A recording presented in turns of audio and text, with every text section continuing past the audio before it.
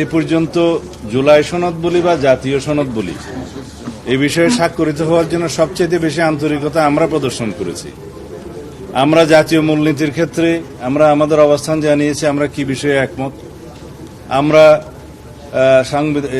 ৭০ অনুচ্ছেদের ব্যাপারে আমাদের পজিশন জানিয়ে আমরা সেখানে একমত হয়েছি এবং সেটা জাতীয় সনদে অন্তর্ভুক্ত হবে, সবাই সেটা একমত হয়েছে। এবং এরপরে পার্লামেন্টের স্থায়ী কমিটিগুলোতে সভাপতিত্ব দেওয়ার ক্ষেত্রে বিরোধী দলের কাছে সভাপতিত্ব দেওয়ার ক্ষেত্রে আমরা তখন একমত হয়েছে 4টি গুরুত্বপূর্ণ কমিটি সহ। আর আসনের সংখ্যার অনুপাতে যা পাবে বিরোধী দল সেখানে হয়তো 1/3ও আসতে পারে, সেগুলোর বিষয়ে আমরা একমত হয়েছি।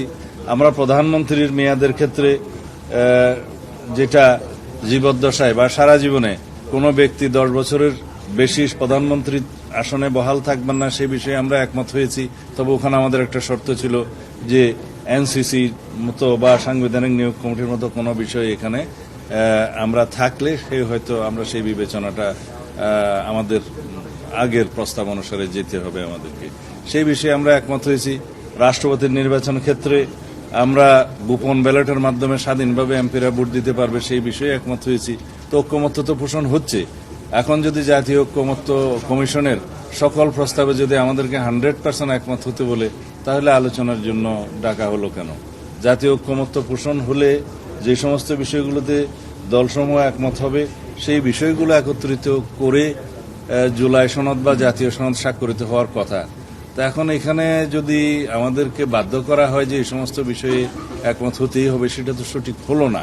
আমি হতাশ নই, আমরা হতাশা কখনোই ব্যক্ত করি না, আমরা আশাবাদ ব্যক্ত করি।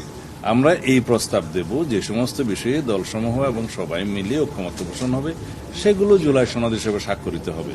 আর বিষয় যেগুলো এখনো আলোচনাধীন আছে, এই বিষয়ে আমি কোনো আলোচনার টেবিলে যেহেতু আছে, এই বিষয়ে আমি কংক্রিট কোনো সিদ্ধান্তমূলক কোনো কথা আমার দলের পক্ষ থেকে দেব না। যদি নতুন কোনো প্রস্তাব আসে ওই বিষয়গুলোতে গ্রহণযোগ্য, যেটা জাতির জন্য কল্যাণ হবে, সেটা অবশ্যই আমরা দলে আলোচনা করে পরে আবার জানাব।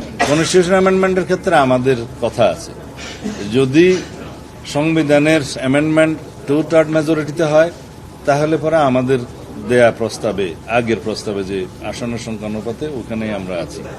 আর যদি জেনারেল মেজরিটিতে সংবিধান সংশোধনের বিল পাশ করার বিধান রাখা হয়, সেই ক্ষেত্রে নতুন কোনো প্রস্তাব যদি আসে যে পপুলার ভোটের মধ্যে অথবা অন্য কোনো ক্ষেত্রে, সেটা যদি কংক্রিট কোনো প্রস্তাব আসে, তখন সেটা আমরা আলাপ আলোচনা করব।